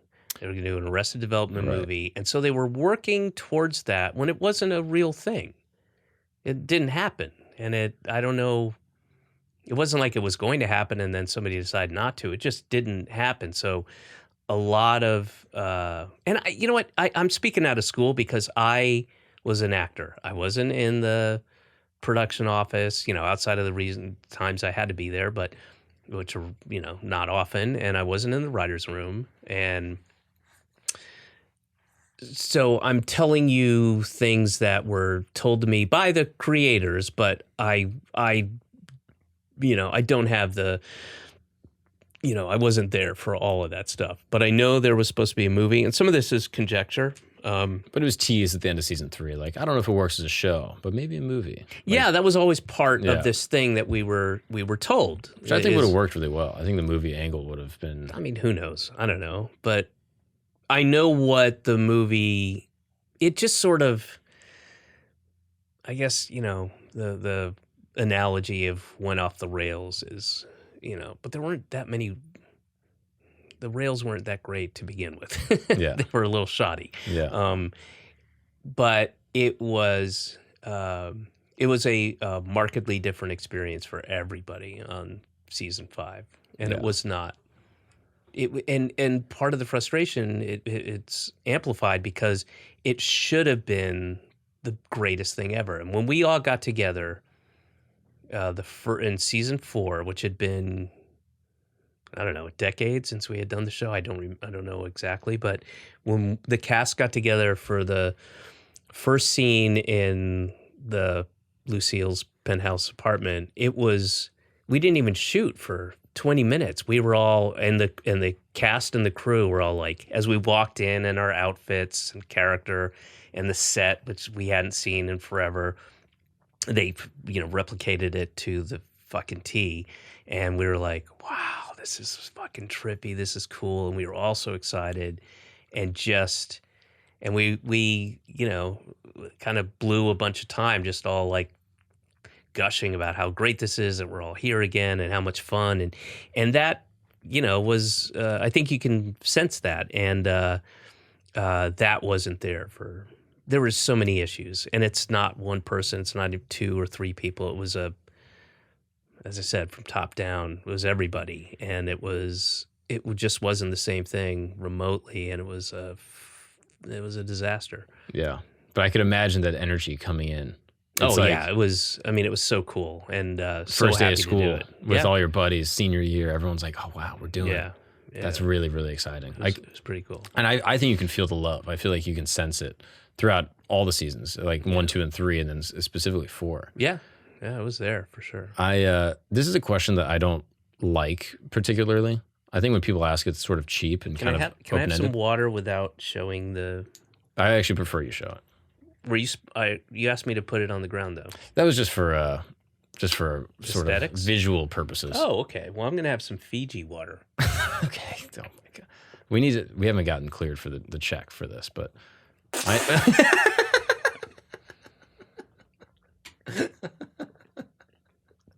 Okay. Thank you. I'm curious, do you have any funny stories with Will Arnett or Jason Bateman? Was there anything that you guys did on an off day or a moment on set that sticks out to you? I find the two of them particularly like maybe the funniest people ever. Like even listening to their podcasts, like they're 2 very good friends too. They have the same kind of bro-y Hollywood bro energy. Well, on my podcast, Jason and I tell a story about back when Jason used to drink and party, of what we did with Will's belt. You'll have to go to Senses Working Overtime and check that out. Oh God, I just thought of something too. What was it? I think the very first time they slept together was an interesting, because we all knew it, right? And didn't want to say anything. Didn't want to be the person who's like, you guys are gay, right? For each other, not gay, but you clearly want to. There's a lot of touching and a lot of kind of playful, jokey, homoerotic stuff. And, the get a room, eventually became, seriously, guys, get a room. Yeah. I mean, because people are uncomfortable. Yeah.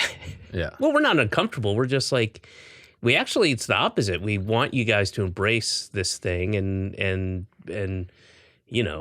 just do it. And did they have girlfriends at the time? Wives. Wives. Families. Yeah. And so they caused a lot of... Yeah. No, it was cool, but it's Hollywood. Do you think they knew? Do you think the families knew? That they were gay lovers? No. Wow. No. Again, they're not gay. They just are gay for each other. Right. It's a different they need thing. to have a specific word for that. Yeah.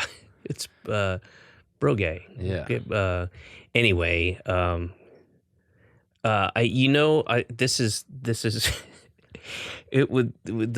a shot, it's part of a montage. I don't remember the episode or whatever it is. It's in the first 3 seasons, but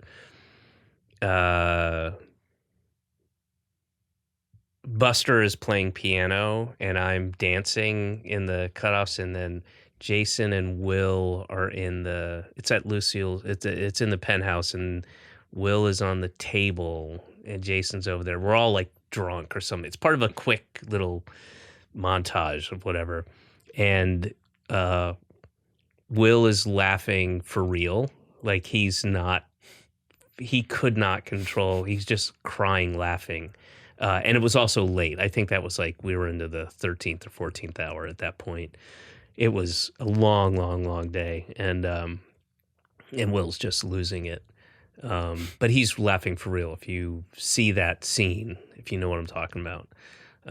Tobias is in his cutoffs dancing, and in the foreground with Buster is playing piano, and Will is dying laughing for real. And you don't remember what specifically he was laughing at? I think well, as I said, it was a late night. It was very giddy, and we were all a little punch drunk. And they were in their puppy love stage, I imagine. Will and Well, it had nothing to do with that, but it was, I think it was just what Will was seeing from his point of view. And I'm trying to think of funny Jason Will stories. I'm not, I can't think of anything outside of the constant kind of, would you guys just fuck each other and get it over with, constantly. Like, and I'm happy for him, like just consummate, you guys. Yeah, right? Make it official. Yeah. Make it official. Now, one other thing I wanted to ask you. Is it true that you did cocaine with Obama? No. I did a bump at the White House Correspondents' Dinner under a table as a one-upmanship of a friend and I had been doing these things like top this, top that, top this. And I knew when I was going to the Correspondents' Dinner, I was like, oh, I know what I'm going to do. Because you cannot top that motherfucker. And and when I say a bump, I mean, it wasn't like I was getting high. It was literally a bump. It was the idea of doing it. So Obama was not there. I was not at the White House. It became, you did coke with Obama at the White House. Nope, not Damn at all. I did a bump the size of a ladybug, so it's not like I was, wasted or high. And I've always said that I do really well with Coke or speed stuff. I'm not like crazy. And I try to, it's all about proportion. And You enjoy stimulants the most? yeah. I more than downers. You ever do a Zen? What's that? No, what is that? Just nicotine. No. Just straight nicotine. Oh, is it oh, really? Yeah. Oh, that would get me too buzzed and weirded out. Yeah. No, you'll get anxious. And you might throw up. Yeah. You might throw up if you ever want to just throw up with the boys one time, this is like one of the best ways to do it. Yeah. I did that on the weekend. I love throwing up with the boys. Yeah, it's awesome. That was the sequel to The Boys Are Back in Town. The follow-up single. Yeah. Throwing up with the boys. With the dudes. But no, when I had my period in the South, when I first became a woman, no, I had my dipping period, and I would chew tobacco, and I had, what was it, Red Man and Copenhagen Long Cut. Those were that was the snuff. That was like the Skull and Copenhagen were the stuff he put. Mm-hmm. And then the chewing tobacco was the actual Beechwood I never or Red Man. And they would both get me fucking dizzy and, and eventually smoked, and I smoked for years. That's what men do. They get dizzy. That's one of the most masculine things you can be, is driving a truck a little dizzy and sort of anxious. Yeah. That's what they don't tell you. If you want to be a real man, you got to feel uneasy for the next 6 to 8 hours. Man. Yeah. That's what we don't talk about. Rednecks are really kind of anxious. Like cowboys are sort of on edge, like jittery, doing tobacco all day. I would imagine, yeah. My one of my favorite things about that kind of culture and subculture, where it bleeds over into MAGA stuff, is the how kind of macho, they see, and sometimes correctly, like a fey quality to men and the progressive liberal lefty thing, but their idea of the archetype of that Trump is somehow a tough guy, macho guy. He dyes his hair, he wears makeup, he wears diapers, like for real. But he listens to Macho Man by the YMCA. Right. I didn't even put that in there. People. Yeah, what's more macho sprinkle that than doing the Johnny Bravo dance to Macho Man? I used to when I go to Yankees games. I was a big Red Sox fan. I'd go to the Yankees Red Sox games, and when the YMCA, when the seventh inning, the YMCA song, I would just yell out like, "This is a song about having an anonymous gay sex." And I'd just tell people like, that this song is about having anonymous gay sex. Yeah.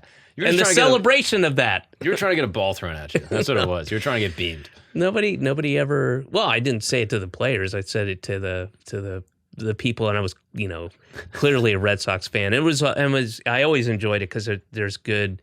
It's good natured, and the Yankees fans are really knowledgeable, and nobody there's no like threat of physical violence or anything like that. Unlike Fenway Park, where I've seen some a little tougher there to be a Yankees fan in Fenway Park than a Red Sox fan at Yankee Stadium. Yeah, that makes sense. There's definitely, I think, more little brother syndrome. Yeah. Like if you're in Boston, you're like, hey, we're actually sick. Yeah. Whereas New Yorkers are like, we don't think about anyone really. That is very true. That was it was something I learned pretty quickly when I was in Boston. They're like every third cover of Boston Magazine, or people would talk about, what's better, New York or Boston? The answer might surprise you. Let me guess, Boston. Our pizzas, whatever the thing is, and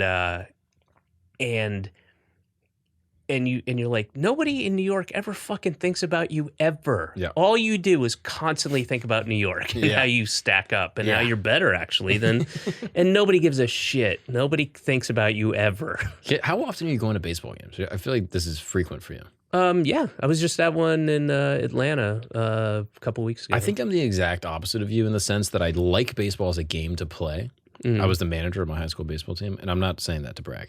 It's just a true thing. It's not a brag. Well, we were state runner-up, so It's still. Now it's a bit of a brag. I mean, yes, technically it's a bit of a brag. I just don't want you to feel like I'm not taking better than you. Oh, I don't. Okay. Right. Just want to make that sure. Want to make that clear. But I love baseball as a game. I want my kids to play baseball. I don't understand watching it.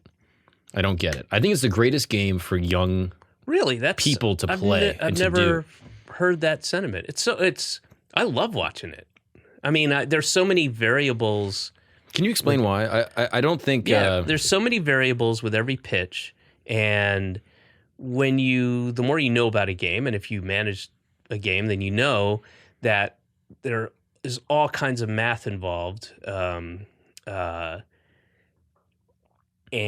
especially as you get towards the latter part of the game, and you're dealing with pitch count and a bullpen that needs a day off, and just knowing all these certain things, lefties versus righties, and what kind of, knowing information on the batter coming up, and are you going to try to get a runner over from first to second, and how are you going to do that? And do you just want to go for, these guys are going for the long ball? Are you going for dropping one in? Seeing the chess of it. Exactly. Yeah. I like the chess, and I like the managing part of it, I guess. And it's fun. And also you're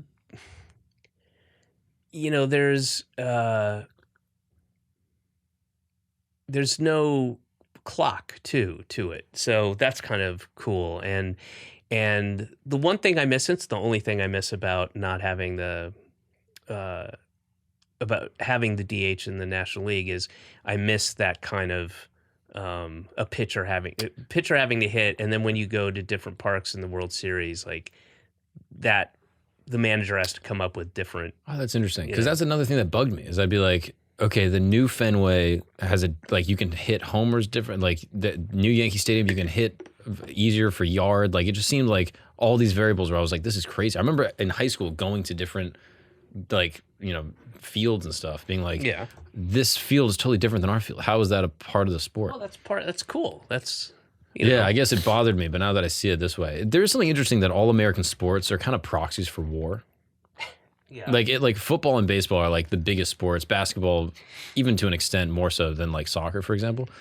American sports are all like war proxies. So like baseball is like, okay, we have to strategize our guys in order to dominate the other guys. And then football is the same exact thing. It's like, okay, we got to strategize our guys to dominate the other guys. Whereas like soccer is like, we're all going to kind of flow, and it's like much more fluid. Mm-hmm. And I wonder if that's a part of like American psyche, why we attach ourselves to sports in different ways. There's also like a commercial element. I don't know. That's a great, interesting observation. Like even basketball, you get to the very end and it's like, okay, we got to foul this guy at this time so that we can get the ball back so we can score. Like it's all very much like 5 steps ahead thinking, whereas soccer's just like, just flow, catch a vibe. It's very like, Well, there are probably some people who might take umbrage with your. Sure. I played soccer my whole life, and like I just loved the game because it was very fluid. Mm-hmm. And there were guys on my team that didn't speak any English. Some of my closest friends I've never spoken to. Mm-hmm. Like guys that I'm like, this is my brother. Yeah. That doesn't speak English, and he's like, I'm winning games with him. I love this guy. Whereas baseball is the exact opposite, where it's just mostly chilling. So I was like, as a kid, I would have my kids play baseball because the game is mostly. And you're apart from her, but when you're on the field, you're apart from her. But most of the game, you're just in the dugout, just like trying to figure out how to make the coach sit in water. It was like basically being in the dugout. I was like, okay, what can we do to like fuck with the coach? Mm-hmm. And like, how can we put as many hats as possible on one guy and have him stand there pretending like he doesn't have 1,000 hats on? Right. And so I think for kids to learn how to like socialize and like play baseball. But as far as like the fun of the game and fun of watching, I like watching soccer way more because it's like fluid, it's nonstop. I didn't like soccer until, and this is true of any sport really, but I didn't like soccer until I understood what was happening, because before I did, it just was guys running up and down, and maybe what do you get, 12 shots on goal or something like that, and it's just boring. And then I lived in England for years, and all my friends loved it, watched the games, had their teams, and And I would ask questions, and the more I learned about it, the more I could appreciate what was happening. You know? Yeah. Soccer's like a female orgasm. Have you heard of that? No. So when women climax. Wait, what? Women climax? Yeah, some. Wait, you're asking me if I heard of a female orgasm? Yeah. That's not a thing that exists. No, that's it mythical. Is. No, it is. It is. No, that's not a real thing. That's a thing they talk about. It's like a unicorn or... No, I'm pretty sure. Unless, I guess they could fake it. You think? I don't know.